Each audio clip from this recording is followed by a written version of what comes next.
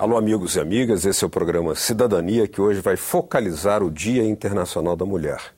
É uma data sempre útil para fazer um balanço de a quantas andam as políticas para superar as dificuldades. Por exemplo, na sociedade atual ainda há muitas dificuldades para as mulheres no mercado do trabalho, mas também para avanços surpreendentes e merecidos da mulher em postos de protagonismo muito reconhecidos nesta sociedade. Para nos ajudar a fazer essa reflexão e esse balanço, a nossa convidada é a senadora Ana Amélia Lemos, do PP do Rio Grande do Sul, a quem agradeço muito pela presença. Obrigado. Obrigada, Beto. Eu que agradeço o convite e um programa que está sendo apresentado no dia de março, Dia Internacional da Mulher. É uma honra receber essa distinção para conversar com você e com seus telespectadores do Cidadania, que tem uma grande audiência. Senadora, vamos começar por analisar um pouquinho a sua própria experiência como legisladora. O papel da mulher na política. Temos uma presidenta mulher, né? Temos mulheres em postos muitíssimo importantes e está crescendo a bancada feminina, que já foi lá atrás a bancada do batom. Hoje ela cresceu. Qual o balanço que a senhora faz? Eu acho que não há dúvida que a eleição da presidente Dilma Rousseff, ela foi um divisor de águas no empoderamento das mulheres e no interesse delas para a atividade política, que é uma atividade de risco. As mulheres são muito cuidadosas na escolha das profissões, por isso o número de mulheres que está entrando nas chamadas carreiras de Estado via concurso público, seja magistratura, seja Ministério Público, ou mesmo Itamaraty, ou outras áreas de carreira de Estado. E a política é de risco por quê? Porque você tem muita insegurança, você nunca sabe se você vai ganhar uma eleição, até porque nem todos podem ganhar uma eleição, mas ela tem riscos da, digamos, exposição da pessoa que está, da mulher que está exposta na política, e a mulher é mais cuidadosa. Então, esse cuidado e essa coisa de planejamento, de disciplina, de segurança, a palavra segurança, é que leva as mulheres para essas carreiras que têm uma estabilidade, e eu acho que ela está saindo muito bem. Tivemos já uma presidente do Supremo Tribunal Federal, agora presidente do Tribunal Superior Eleitoral. Exato. Várias ministras em todas as cortes especializadas, inclusive no Tribunal de Contas, e no Ministério de uma mulher presidente, no caso de Dilma Rousseff, tem também várias mulheres em postos relevantes.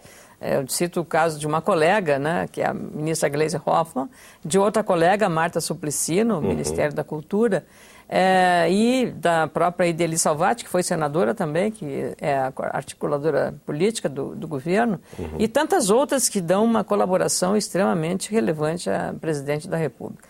Mas na política eu acho que, como eu disse, o empoderamento da eleição da presidente em 2010, ela de certa forma já se refletiu em 2012, mesmo, 2 anos depois. Por quê? Porque o número de prefeitas eleitas no ano passado aumentou 30%. 30%. Olha, é um percentual muito grande comparativamente à eleição de 4 anos anteriormente. Então, hoje, nós temos 600 prefeitas mulheres eleitas no ano passado, que com esse aumento, que é digamos assim, é um percentual bastante significativo, elas entrando. Claro que uma prefeitura municipal, dependendo do tamanho e porte da cidade, ela é digamos, é um impacto direto, ela tem uma capacidade de interlocução maior, o poder executivo também é mais fácil de você gerir, diferente do parlamento. Então, elas estão muito presentes, eu penso que as mulheres estão. Nós enfrentamos, as mulheres, sempre trabalhei em áreas marcadamente masculinas, sabe, Beto? É muito interessante. Quando eu fiz a faculdade de jornalismo, quando eu entrei na faculdade, eu te diria seguramente 90% eram homens na faculdade. Homens, tá? E, claro, 95% eram homens no exercício da profissão, na área que eu escolhi, que era a economia, né? Economia, lá no Rio Grande do Sul. 10 anos depois, esse percentual se inverteu. Totalmente.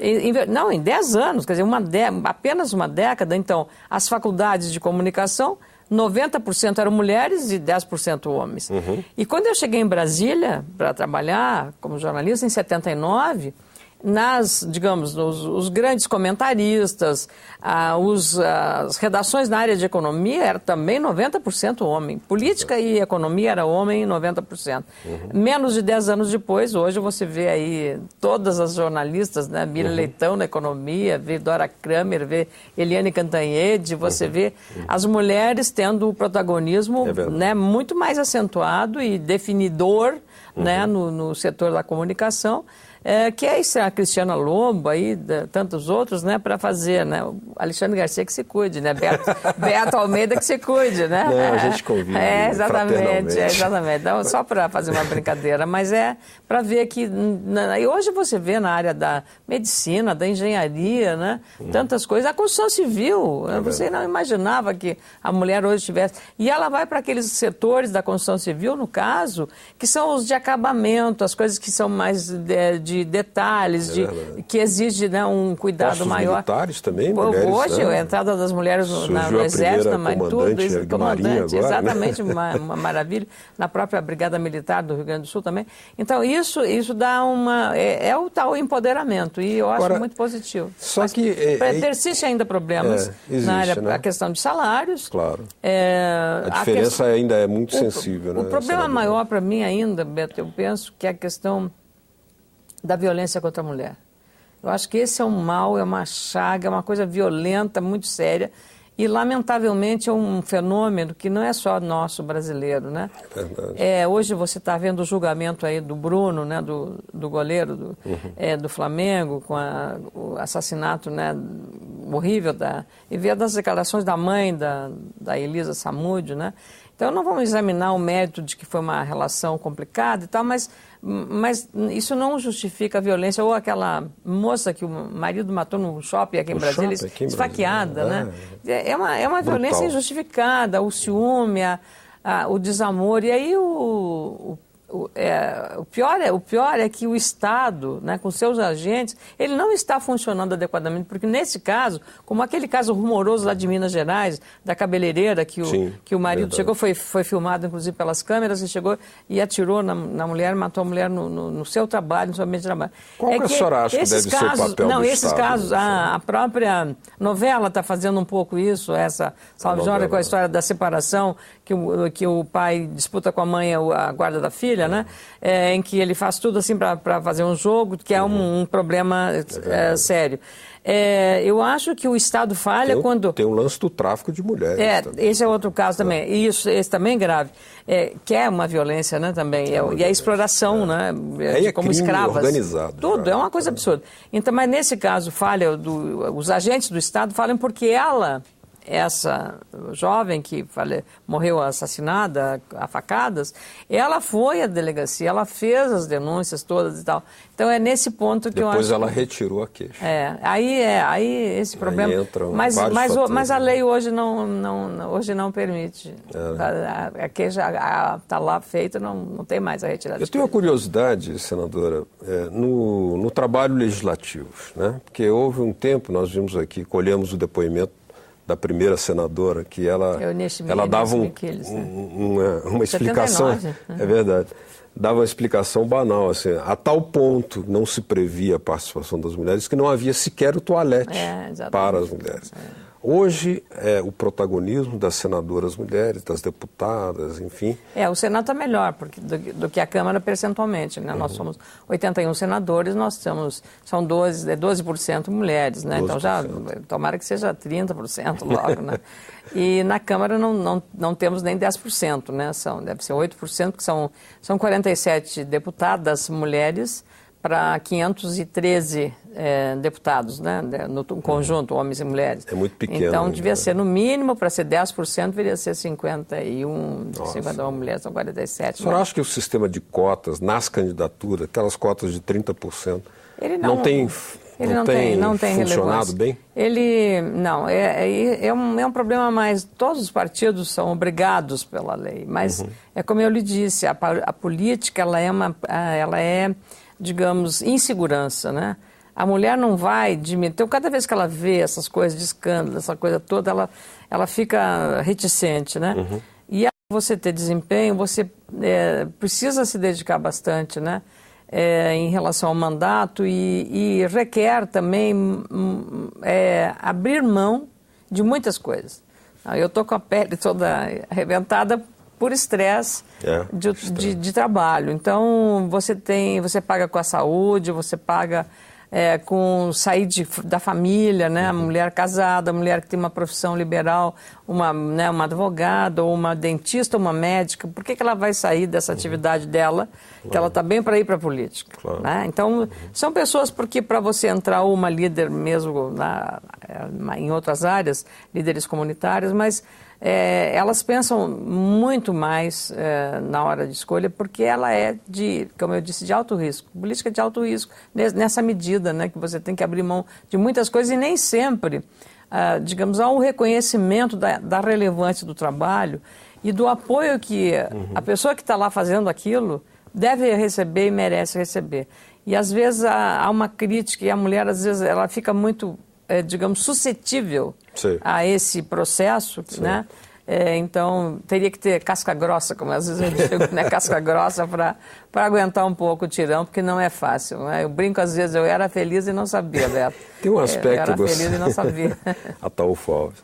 Tem um aspecto que eu gostaria muito de ouvir da senhora, que é o seguinte: nesse último ano, nós tivemos alguns avanços legais que favorecem as mulheres, né? O papel do parlamento, portanto, foi importante. A expansão, por exemplo, da licença maternidade, né? Principalmente no setor público, mas com a possibilidade de ser estendida às empresas. Adoção, né? Adoção e também a questão da lei Maria da Penha. Da Lei Maria da Penha e a lei que favorece os trabalhadores domésticos, que teve uma expansão, inclusive, salarial importante. Como é que a senhora analisa esses avanços? Isso são todos ganhos para o gênero, né? Para as mulheres. Eu acho que são ganhos muito importantes digamos, na ascensão e na inclusão das mulheres, né? Por um processo que você tem que fazer pela via legal. Digo, quando se fala, mas precisamos ter cultura e educação. Mas antes disso, botamos a lei, porque é isso, a cultura e a educação vão absorver isso, né? Então você tem que entrar, às vezes, com uma medida de força, né? Parece que é a lei, né, para fazer isso. Então, eu acho que elas são todas importantes, benéficas. Claro que tem o outro lado, né? Por exemplo, os benefícios que você está criando hoje para o empregado doméstico, que são justos, né? Justos, eu já cumpro, por exemplo, em casa já cumpro. A Regina, né? Vou dizer para ela assistir o programa, para ela saber, porque ela sabe que assim, está comigo há 30 anos. Vou até comemorar os 50 anos da Regina lá em Camusim, lá no Ceará, então, para ver a relação. Então, eu acho que a valorização era devida a muito mais tempo.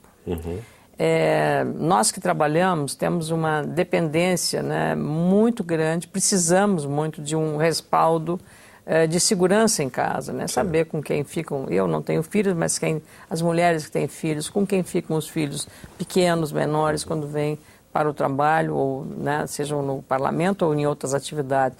Então, isso é fundamental. Agora, o que está acontecendo? Que com a valorização dessa atividade e com um aumento da oferta de oportunidades na área de serviços, balconistas, trabalho de lanchonete ou de auxiliar de cozinha em restaurantes ou lanchonetes ou hotéis. Frentista no posto. Essas coisas todas levou a aumentar, digamos, essa demanda e ela sair do trabalho doméstico, porque também os direitos, né, foram aumentados e para o empregador também, claro, isso não, porque hoje até, se você vê o aumento que houve do reajuste no trabalho doméstico é de 56% e o salário, nem aqui, né, de nenhum salário convencional teve esse reajuste. Então, essa valorização ela também cabe. Eu só espero que não acabe provocando para as mulheres digamos assim, em vez de ser um benefício, uma barreira para o acesso ao emprego, né? Então, são essas coisas aqui. Gostaria de ouvir também da senhora sobre um tema muito controverso, que é a questão da Bolsa Família, naquilo que concerne ao condicionamento da mulher, dela ter que colocar o filho da escola, vacinar e ao mesmo tempo dela ter mais visibilidade. O dono da bodega, por exemplo, já há cumprimento, segundo pesquisas que estão por aí. Antes, quando ela não tinha nenhuma possibilidade de consumo, ela sequer ouvia um bom dia, né? A senhora acha que isso ajudará a mudar o perfil desse setor nas classes mais baixas da população, ou mais pobres da população? Eu tenho uma ideia sobre o Bolsa Família, que é a seguinte ideia, Beto. A Bolsa Família devia continuar existindo. Uhum. E a carteira assinada, mantida mesmo na hora. Aliás, a carteira assinada devia ser uma exigência para ter o Bolsa Família. Sei. Porque o que está acontecendo hoje? O programa, se você se formar, você faz uma carteira do trabalho, você perde. Então as pessoas preferem aquele pequena, que é uma pequena ajuda, R$70, né? É uma pequena ajuda. Então eu acho que é preferível você fazer um exército de pessoas que pelo seu trabalho você vai valorizar muito mais a pessoa que tiver uma contribuição do que aquela que não tiver. Porque assim como o vendedor da bodega, né, lá no meu interior é bodega mesmo. Bodega, né? Então o que essa reverência, na verdade, ele tem um interesse, porque ela consome, né? Meu temor é de que o dinheiro não vá bem para a finalidade e sirva para alimentar alguns vícios, né? Qualquer deles vícios, e não vá para aquele principal.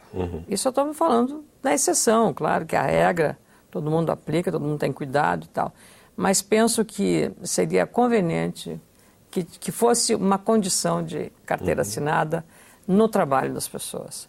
É o que o governo agora começa a falar com o seguro-desemprego, que ele tem a segunda chance desde que esteja qualificado. Sim.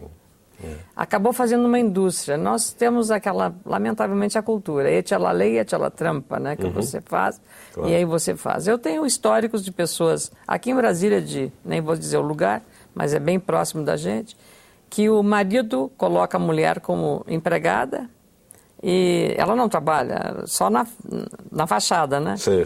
E aí não paga salário para ela, nem coisa nenhuma. E aí, ao cabo de um ano, ele demite. E aí ela vai buscar o seguro-desemprego. Quer dizer, veja... Então esse... É uma burla, né? Eu diria, é até criminoso isso, né? É uma coisa absurda isso, mas se faz isso. Então, como os nossos controles não são eficientes, né? Para saber se a dona fulana está lá mesmo, onde é que ela está e tal. Simplesmente chega lá com o papel, entrega e você acredita de boa fé. Eu até falo que seja bom. Mas a fiscalização nesses programas, para você ver o grau de sofisticação da burla, né? Então, por isso que eu penso que se você fizer um programa Bolsa Família com a obrigatoriedade que a pessoa vá aumentar a sua renda, vá ter melhor condição, porque senão você acaba estimulando, né, que a pessoa fique... porque na hora que ela recebe, que ela tem carteira assinada, ela deixa de ganhar os R$70. E os R$70, convenhamos, é para ajudar a comprar o material de escola. E aí também ter uma condição de um acompanhamento, quer dizer, saber se a criança está frequentando a escola, se ela está tendo rendimento escolar adequado, né? Mas essas coisas não estão sendo avaliadas. Eu acho que isso é bastante... Eu penso que aí é que está o nó da questão. Eu não sou contra, pelo contrário, tem que dar, mas tem que fazer uma exigência de estar trabalhando. O Evangelho diz, né? Você tem que tirar do suor do seu rosto, né? Para comprar o pão que você vai comer. É verdade. Senadora, estamos chegando aqui finalmente aqui do nosso programa Cidadania. Eu gostaria de desejar à senhora e a todas as mulheres que estão nos assistindo aqui um feliz Dia Internacional da Mulher e que esse ano seja de comemoração de novos avanços que permitam mais igualdade de gênero. Né? Obrigada. Eu, em nome das mulheres, agradeço a chance que você está me dando e em nome delas agradeço, mas para nós mulheres, todo dia é Dia da Mulher. Tá bom. Parabéns, Obrigada. então, muito obrigado e muito obrigado a vocês de casa que nos acompanharam.